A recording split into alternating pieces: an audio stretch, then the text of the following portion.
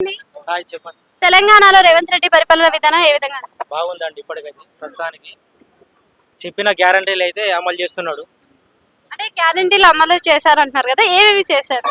మహిళలకు ఉచితంగా bus free చేశాడు. రైతు రుణమాఫీ చేశాడు. అలాగే ఇప్పుడు ఇంటికి కరెంటు బిల్లు 200 యూనిట్లు ఫ్రీ చేశాడు. అలాగే ఇప్పుడు 500 గ్యాస్ ఫ్రీగానే వస్తుంది. ఉచిత కరెంట్ అని చెప్పాడు, అందరికీ అని చెప్పాడు. మళ్ళీ రేషన్ కార్డు ఉన్న వాళ్ళకి అన్నారు. మరి ఇప్పుడు కిరాయికున్న వాళ్ళకి వస్తలేదు కదా. చేస్తాడు, అసలు చేస్తాడు.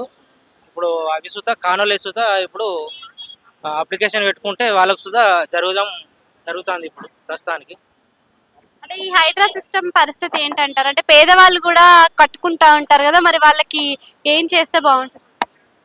ఇది ఈ హైదరాబాద్ సిటీలో ఈ కబ్జాలు చేసుట్లా ఈ వాటర్ అనేది సిటీలో మొత్తం ఎక్కడెక్కడనే అసలు ఎటు వెళ్ళలేకుండా ఈ కబ్జాలు చేయబట్టి ఎక్కడెక్కడనే నిలిచిపోతున్నాయి. అట్లా ప్రజలకు బాగా ఇబ్బందికరంగా ఉంది.